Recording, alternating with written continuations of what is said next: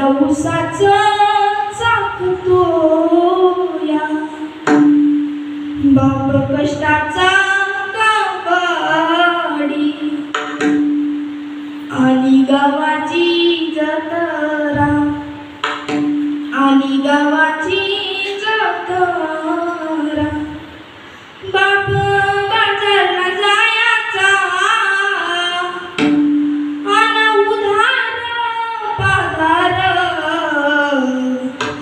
कापड पोरांना न्यायचा जुन्या कपड्यात बाप जत्रेत फिरायचा आमच्या सुखाची चिंता बाप मनात करायचा बाप कष्टाचा काबाडी चूल पेटत नव्हती चूल पेटत नव्हती दिसा दिवस घराला पायरी भरण्यासाठी बाप वनवन फिरायचा बाप कष्टाचा काबाडी ऊस मळ्यात तोडतो या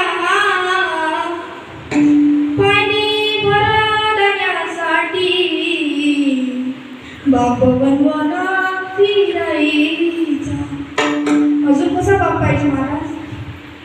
ज्या बापानं कुटुंब जगवलं नुसतं जगवलं नाही तर ते टिकवलं तर ते टिकवलं नाही शिक्षण दिलं सुशिक्षित केलं आणि जे काही आज पद आम्हाला आहे ना त्याचा सर्वच शब्दात फक्त माझा बाप आहे मला स्वतःला नका अधिकार देऊ महाराज कारण ते होते म्हणून आज आम्ही घडलो ते नसते तर आज आम्ही घडलो नसतो गड्या कारण हे सर्व पुण्य आपल्या आईवडिलांचंच आहे इथं उभं राहण्याचं पुण्य सुद्धा माझ्या आईवडिलांचंच होतं महाराज म्हणून मला ही पदवी भेटली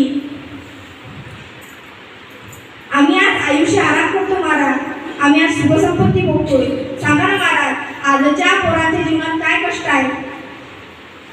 आज आम्ही आयुष्य आराम करतोय आज आम्ही सुखसंपत्ती भोगतोय कारण पहिल्या काळामध्ये बापाने कमवून ठेवलेलं होतं आणि तेच आज मुलं विकू विकू खात आहेत महाराज काय परिस्थिती झाली आपल्या याची अरे मुलगा जन्माला घालणं मुलगा सुद्धा जन्माला येणं त्याला सुद्धा पुण्य लागतं पण मुलगा जन्माला येणं याचे किती प्रकार आहेत वाईट सुद्धा येतो आणि चांगला सुद्धा येतो कारण गर्भावर पडलेले संस्कार मुलाला जगणं शिकवतात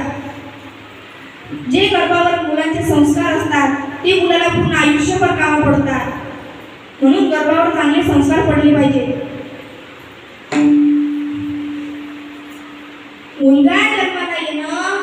हे सुद्धा पुण्यच आहे पण त्याला सुद्धा पुण्यच लागतं त्याच्यावर संस्कार सुद्धा टाकावे लागतात आज आम्ही मुलांच्या हातामध्ये मोबाईल देतो महाराज मी एक वाक्य सांगेन नाही का मुलांच्या हातामध्ये मोबाईल देण्यापेक्षा मुलांच्या हातामध्ये ज्ञानेश्वरी द्या मुलांच्या आयुष्याचं कल्याण झाल्याशिवाय मी इथं बसून सांगतो कारण ज्ञानेश्वरीमध्ये खूप काही मोठे आहे आणि मुलांच्या हातामध्ये जर त्या पडल्या मुलांनी जर ते वाचलं तर पूर्ण आयुष्य बदलून टाकेल महाराज कारण एवढी पुण्यही आहे त्याच्यातली एवढी ताकद आहे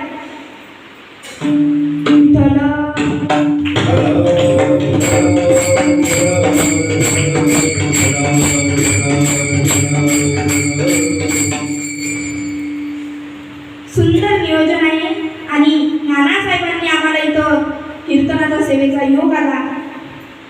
मी या आधी तर इथं आली नाही पण आता हा माझा पहिलाच टाईम सुंदर नियोजन आहे तुमचं सुंदर सुंदर महिला मंडळ पुरुष वर्ग वगैरे आणि तुम्ही सगळे श्रोतेजन बघा मायबा कीर्तनाला 5 हे आवश्यकच असतात मृदंगाचार्य गायनाचार्य दुसरे गायनाचार्य आणि आमचे विनेकरी आणि तुम्ही सगळे श्रोतेजन कारण तुम्ही ऐकायला नसते तर कीर्तनाला आनंद आला नसता का नसता आला म्हणून तुम्ही सुद्धा तेवढेच आवश्यक आहात आणि हे सुद्धा तेवढेच आवश्यक आहे विठ्ठला